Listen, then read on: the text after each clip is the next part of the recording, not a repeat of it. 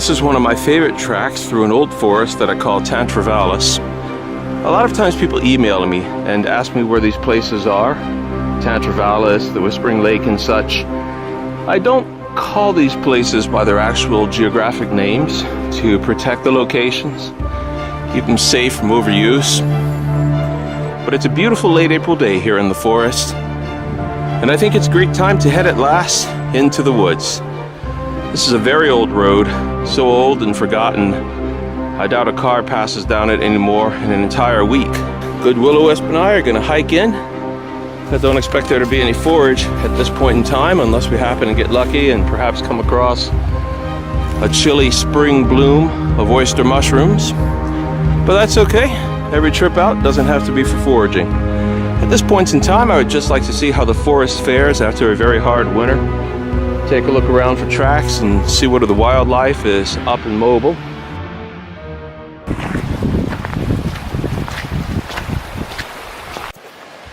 We have here another very ancient birch. It's about 100 feet tall and about 2.5 feet, maybe 3 feet in diameter at the base. It's down this steep ridge here, so it's not that steep, but I'm not going to hike down there. But we have all of these ancient trees up in here. You know, I think Nova Scotians, being so used to seeing their what could be a beautiful forest cut over to the point that it's rarely ever much more than arm-thick matchsticks, they just don't know what a forest looks like anymore. Not a forest like this. There's another such tree right out there. And never having any experience of such beauty and the mystery of a truly old and majestic forest, many Nova Scotians don't understand how important it is to protect such treasures. I'm going to stop here, get a little bit of nature's gum. That'll be the twig off of this birch tree. I'm going to just, here's the tender part of this twig, it goes all the way back to about right there, where it starts to get about pencil thick. I could probably push it back further if I wanted. But this soft area up here, this is new, young material, and it's going to be filled with the sap of this tree. And the sap at this time of the year has a beautiful wintergreen flavor. Take the sharp back corner of my knife and scrape off the outer bark and the budding leaves, because they're bitter. And that inner part where the sap flows, that's going to be sweet and tasting of wintergreen. It doesn't last very long. The flavor will last a couple minutes in your mouth, but you know what?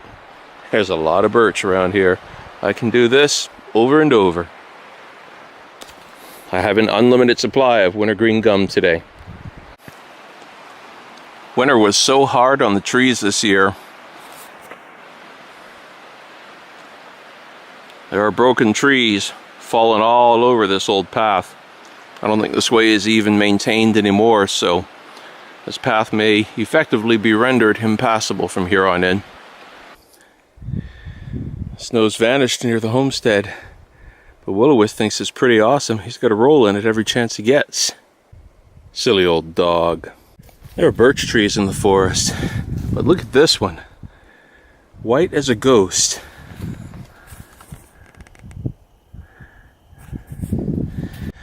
Daphne and I are coming up on our 26th anniversary this year, and I thought this year I would carve her a lovely and ornate kuksa. So when I saw this tree, I thought, I bet the wood beneath that snow-white bark is as pale as the snow itself. But there's no way I would cut down that beautiful tree, so rare and unusual, to make anything. Maybe I'll get lucky and I'll find a broken branch of some similar tree. Look right there. You can see the handiwork of a very meticulous woodpecker. He must have found a small nest of something in that wood.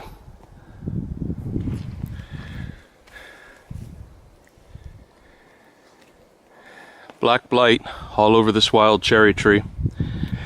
Many of the wild cherries around here last year were affected by it. Seems to come and go sporadically and be a blight year and then a few good years and a blight year. They were affected by it. And the wild cherry harvest last year was very poor. So poor, I didn't bother with it at all. We went after other things, hawthorn berries and such. This is where our cherries went. Look at it up there. It's all over this tree. If I had the time, I would cut this tree down and make a fire of it and burn it to keep the stuff from spreading. Well, at the cost of some wet boots, we managed to make it into the old forest. But, as you can see, there's snow and streamlets and muck and mud everywhere. Notice how that woodpecker is pecking on the sunward side. Insects and worms under the bark are getting active there, and he knows exactly where to look for them. Also notice just under the woodpecker there's a substantial growth of chaga growing at the crotch of the tree and sprouting from there on the left. I'm going to wait till the woodpecker has moved on and then go harvest it. It's a nice growth of fresh chaga here. Stuck my hatchet in it for scale. It's a relatively small hatchet, about 16 inches long. And that's probably 2 or 3 kilos of chaga. There's more up in the crotch of this tree, but no way to get it down safely. This is plenty for us. Well, I've successfully removed that chaga growth. This is a great opportunity to illustrate something. Once a tree is infected with the chaga mycelium, that tree only has a decade or 2 left to live. The chaga will eventually kill it, as you can see is happening with this tree. If you harvest chaga, always harvest that black stuff. There's a rumor floating around the internet by pseudo-experts that the black part is bitter and you're not supposed to use it. Half the healthy polysaccharides and a good bit of the flavor is in that black part, and it is not bitter. Harvest it and use it. Use it. Don't file it off. Don't throw it away. Use it when you make chaga, same as you would use the orange part. There's the main part of the chaga node that came off right over there. It's bigger than a volleyball. I'm going to go pick that up now and put it in the pack. It's about an hour of light left, so it's time for me to hike out of the woods. And I promised the lady of the cottage that I would cook African peanut soup tonight for dinner.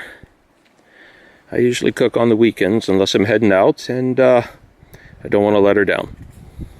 Crying shame, I just missed a huge woodpecker. It's a little warier than the last one I was videoing. But look at this. Every tree here, every tree, the top about 50 feet up has been blown off during this winter. They're down there among the trunks and up here on the trail. Every single one. What a winter. Last autumn, late last summer, I saw a mushroom harvest like I've never seen before. And this is winter damage to the forest like I've never seen before. Someone, probably a homesteader from these woods, came through here yesterday, I would say, by how bright that wood is still there. You can see it's fairly white, bright and fresh. Here on the tree, it was also white like that, but there's been time for the sap to come forward and darken the wood. You know, I think I'm going to have to go and lick that, because that sap is going to be like a lollipop right now. But when they came through here, they cut a bit of wood on both sides so they could get their ATV through. And they left that nice piece of maple there. That maple's almost 6 inches in diameter. Nice straight grain, no knots. That's the piece of maple I'm going to use to make Daphne's cooksa. There are 2 cooksas in there. So for our anniversary, I think I'll make us a matching set. The only downside is I'm a long way yet from the truck, and that means I have to carry it, and with all the chaga in my backpack, there's no room left for a log. So that goes over the shoulder. Still, what's 6 or 7 more pounds, eh? It might sound a little tacky, but if you love your wife, it's just not that much a price. So here we are, one day later, overlooking a fresh snow. We're most of the way through April, and this listless spring is still trying to give way to winter. We had about 4 inches of snow in the morning, but the ground is thawed. It's quickly melting off near the trees. The trees give off their own heat from their roots. And the ground is also sheltered by the conifers because of the dense needles. But you can see right there near the base of that young tree there, it looks like a poplar to me.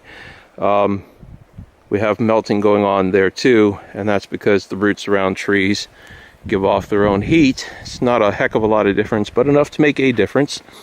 And it's also about 40, so the snow is melting. It snowed 4 inches and it's not an inch deep now.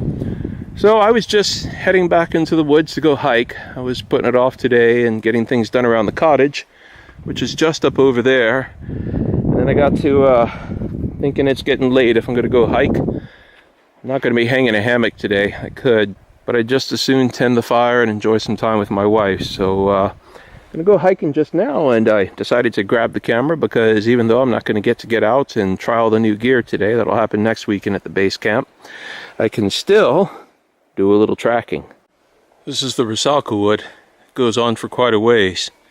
And this is the first time I've been able to get into it since winter set in. It set in all at once and hard with several feet of snow, essentially cutting us off all at once from everything except to go by snowshoes. Here's the boundary to the West 40. You can see it's somewhat clear here. About 20 years back, previous owner of this homestead had it mostly logged over, and we've been doing what we can to nurse the forest back to health.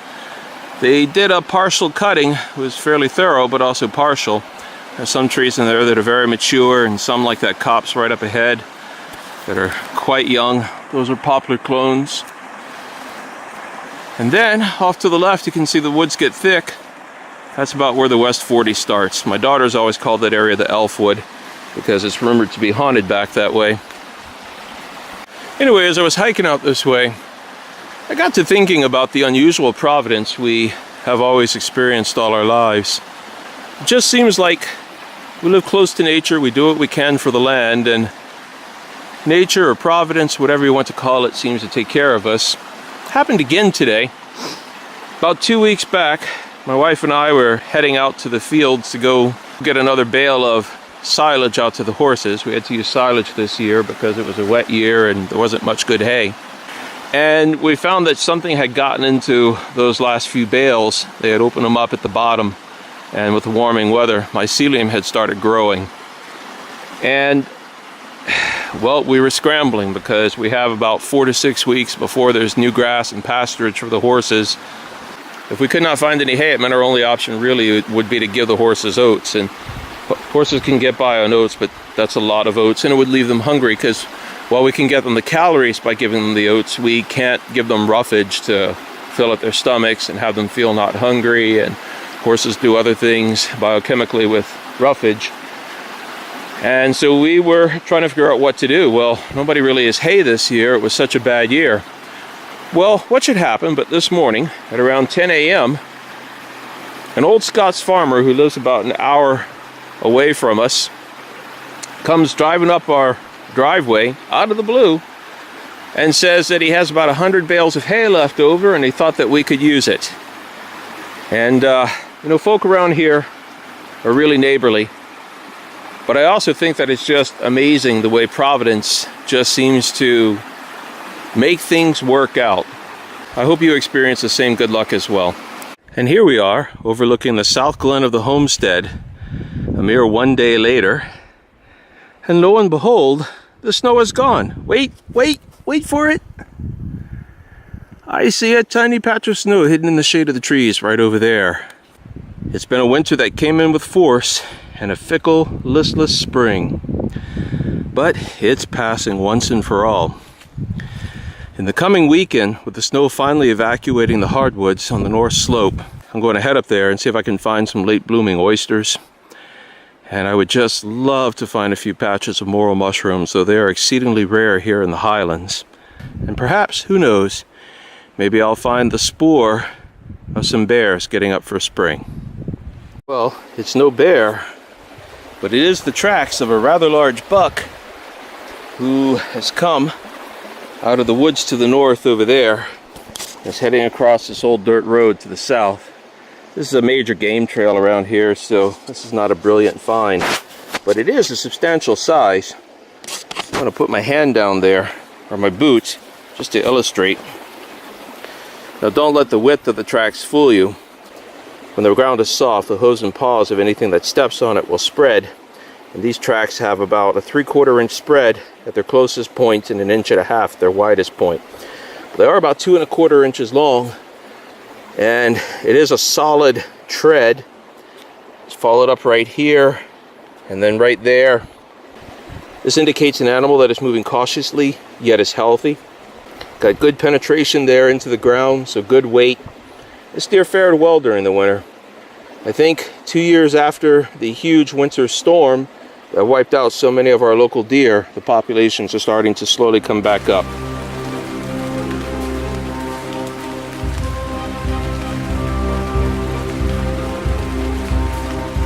And so here we are, 2 days later, after a day and night of balmy rain.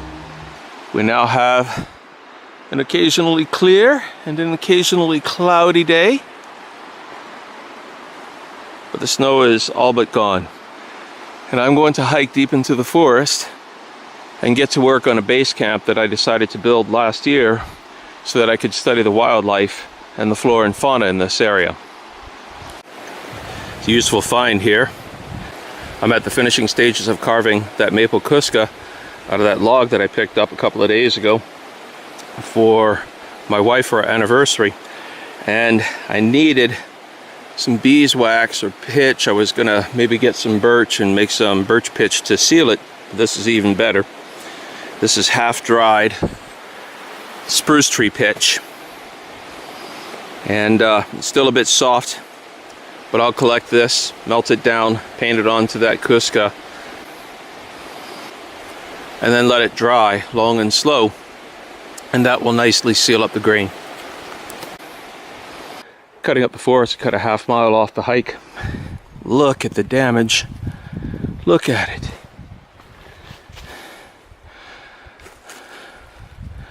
It's following the detritus from trees from everywhere. These are evergreens. Of course, as we talked about before, the evergreens don't really belong here. This forest should be all hardwoods. This little section here, this was planted probably 40 or 50 years ago. Found this growth of chaga on this ancient birch tree. It's a huge old birch. But this chaga here is dead from last season. You can see right here, it just old chaga will crumble right in your hand. It's a shame. It was a nice growth, but they come, and once the tree stops feeding them, they die very quickly and rot back. But more chaga will sprout from this tree. This tree is infected with the chaga mycelium. In a year or two, there'll be more. Young striped maple here. This is like candy to deer and moose.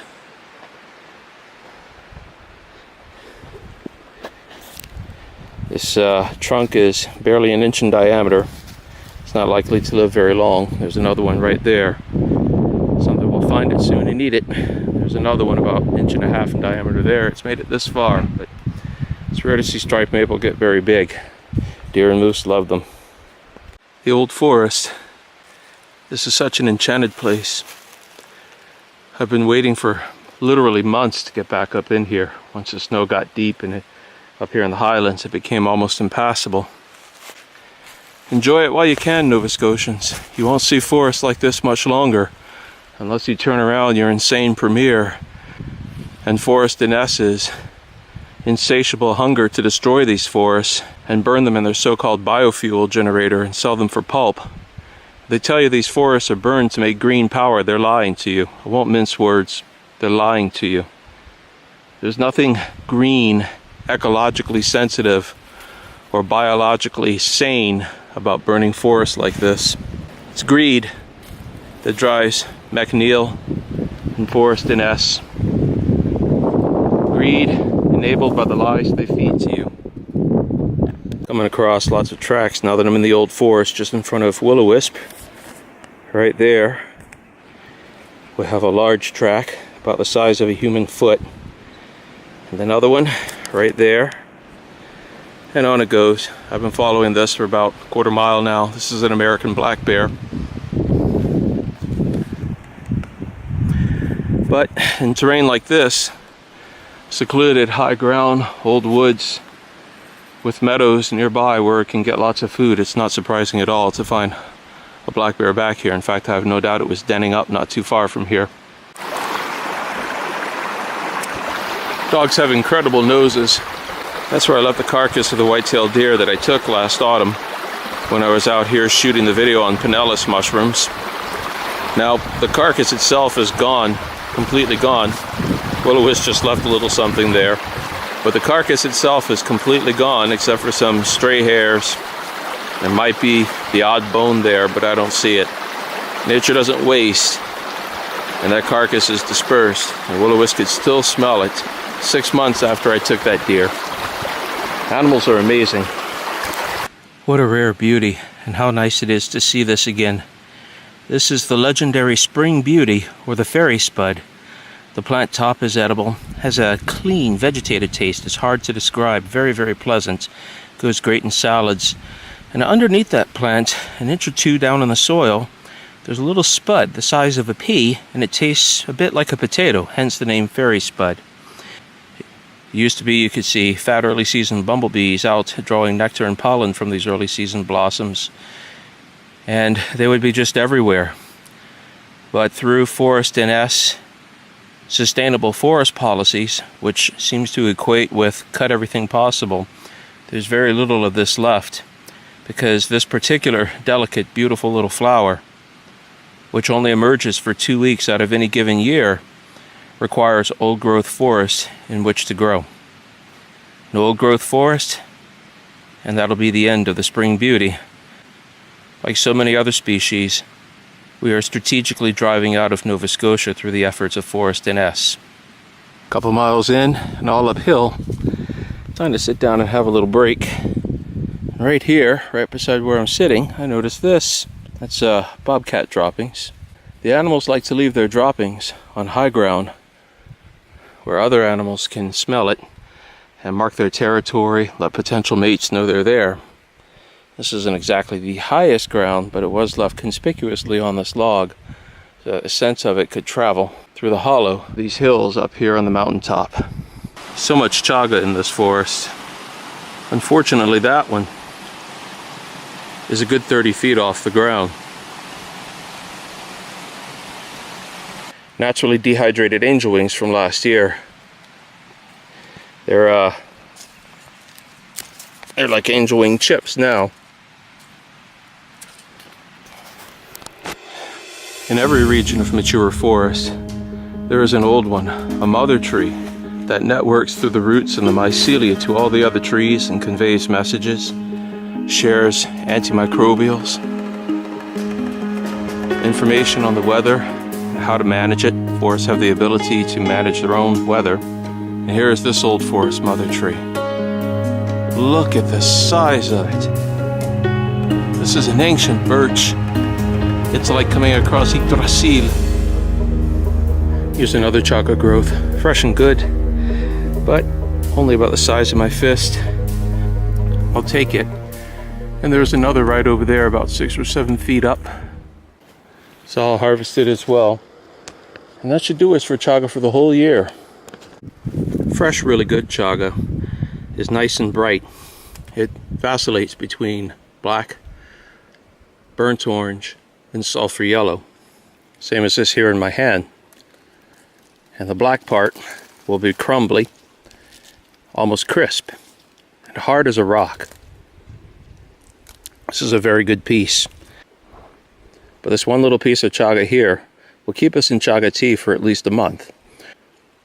Once I've used it 3 times to make chaga tea, I'll then dehydrate it just by setting it in the air and letting it dry naturally. And then I'll put it in a sack and smack it with a small sledge to shatter it. Some of the pieces I'll burn indoors on a stone, and they make wonderful air freshener in the cottage. Some of the other pieces I'll put in my tinder kit, and they'll start fires when I'm out camping. I tell you, chaga, when it's dry, will catch any little spark that you put on it, any little spark, and it'll smolder and make a hot coal. It won't burst into flame, it'll make a hot coal, but the heat off that coal is incredible, just incredible. And with that hot coal, you can set any tinder you find in the woods aflame. A kind of bird's nest fungus. This is the second I've seen up here today in these woods. I'd bet it's mycorrhizal with that enormous birch tree. I'm not sure. My drone says this is around 1,250 feet.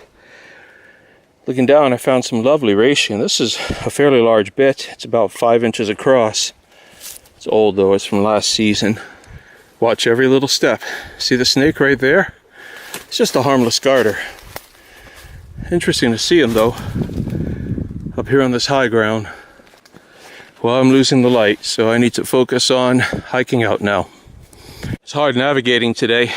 It's one of those days where you have complete slate gray sky, and I cannot get a view of the sun, so I can't really tell east from west. And I cleverly left my compass in my gear vest. All I have with me is my day pack. However, I'll still be able to find my way out the woods using an old Alaska trick. In Alaska, since the sun moves around the sky, there isn't really any effective north. If you're a few hundred miles from the... Don't know if the microphone can pick up that thumping. That's a male grouse doing his mating dance. But in Alaska, we had a useful trick. Since the sun moved around the sky in a circle, there wasn't any real east or west to follow. And if you were close enough to the pole, compasses weren't all that much use to you either. So, as a rule, we always took note of every watercourse we came across, and if we needed direction somewhere along the way, we could follow that watercourse. So, I've returned, I hesitate to call it a tarn, though technically it is. It's a little spring-fed pond up at the very top of the highlands. And it's a wide breadth of flat ground stretching more than a mile in every direction. But I'll follow this to the same trail that I took to get up to this ridge and follow that back down. And that'll lead me to the trail that I followed in. So the little brook has forked, and following it has brought me to a little place in the hollow. You can hear the little waterfalls and the racing brook down there. I'll tell you, sometimes it seems that I've died and gone to paradise. This place is so beautiful. I think when I reach the bottom, I'm going to find a log to sit on for a couple of minutes, have some water, and eat a few yogurt-covered cranberries. And I'm getting pretty hungry, and the day's near an end. Looking forward to getting home. And tomorrow, finally, Daphne and I can go out and test that new gear at base 1, since the weather is finally cooperating. Doing pretty good if I'm less tired than the dog. Good Will-O-Wisp seems to be getting all tuckered out. Oh, he's upset. I talked about him. Come on, pal. And here we are. It's a long series of falls, tracing down several hundred yards, descending down into the heart of this hollow. Break time. Not much of one for sweets.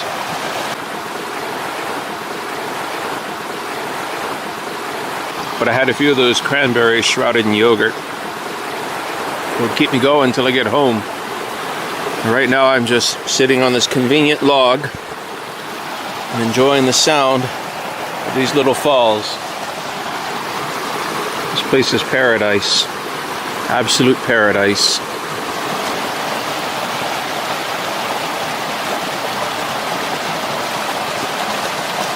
I can't feel it down here among the trees, but I'm sure you can hear it up there and perhaps see the branches waving. Wind's picking up rapidly. Seems a storm's coming. I put on the camera though to note this. Notice the color of the ground. Turning. See the bright patch? This is a colony of some form of Mycelium. Now, I cannot tell you what kind of Mycelium it is yet. I'd have to wait for the fruiting bodies to come up, and that could be anytime between now and just before the snow flies. But to a naturalist, especially one with a strong interest in fungal development, this is very interesting. What a perfect day. Well, finally, it is day 4 since I started filming. It's somewhat cool, and it's twilight. It's about 7:30 up here in the forest at the very top of the highlands. And we are at base 1, sort of roughing it, sort of making it an easy camp. Base 1 is accessible enough we can easily get supplies in and out when we do our basic bushcrafting classes. And so Daphne and I decided, yeah, we'd try some new gear. Actually, we've had these hammocks and tarps for a while. But I ordered a new type of strap from a company called Route, which makes the hanging of the hammock extraordinarily simple. And it seems to perform as described. Setting the hammock itself up took maybe 60 seconds. I also invested another, wasn't any big investment, $12 into a pair of titanium clamps.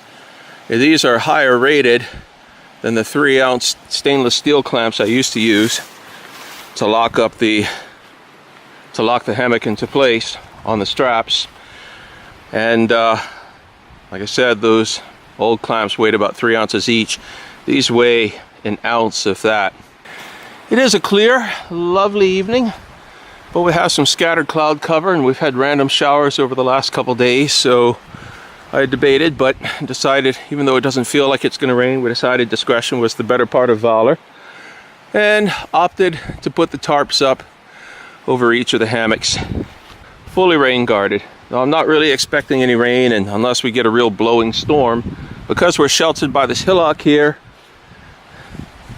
and the rise of the land over there and over there, we're sheltered on all sides but the west. Unless we get a really blowing storm with a west wind, we're sheltered well from the rain.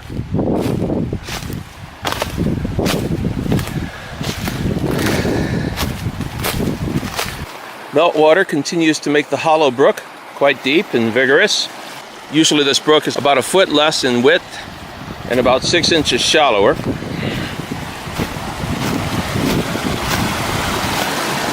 And the flow is a little less vigorous. It's a nice brook, pure water. You find trout in it and other goodies.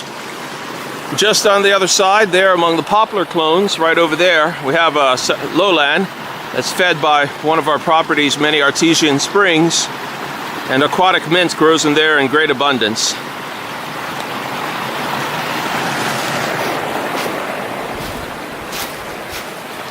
It'll be dark in probably a bit less than an hour.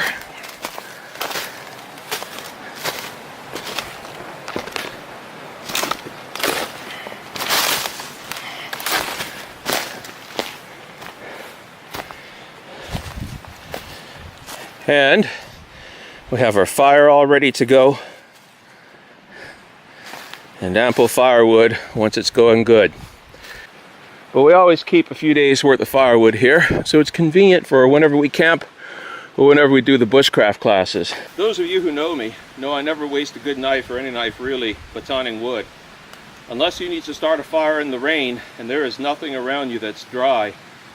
Batoning is one of those very popular skills, like carving spoons and making kuksas, that's I guess it's kind of cool, sort of, but there's no real value in it. It will not help you survive. It will not help you to make a better fire. I'm not really sure what it's good for, except showing that you battered your nice knife to hell. Using a knife as a wedge, which you can buy for $3 at a hardware store, or make with a piece of wood in 2 minutes in the woods yourself. If you got to split wood in the woods, this is how you do it. Simple as that. Again, the only place that batoning wood has a survival use, or really a practical use at all, is if it's pouring rain and everything around you is wet, and the only way you can start a fire is to get at the wood inside of a log. Not that I have anything against carving kuksas or making spoons. It's a fine skill, and I've seen some beautiful craftsmanship conveyed in that particular skill, but it's not going to help you to survive. That's my point, and that's all. If you're going to live in the bush, know the difference between survival skills and quality of life skills. One will see you through, and the other will make it worth it. It's not a springtime camp out with your wife without a bottle of homemade live-from milk.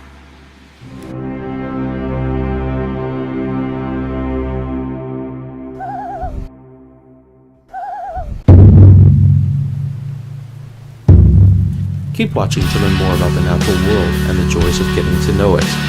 As always, go soft, go gently, and leave no trace. Let's go home, boy.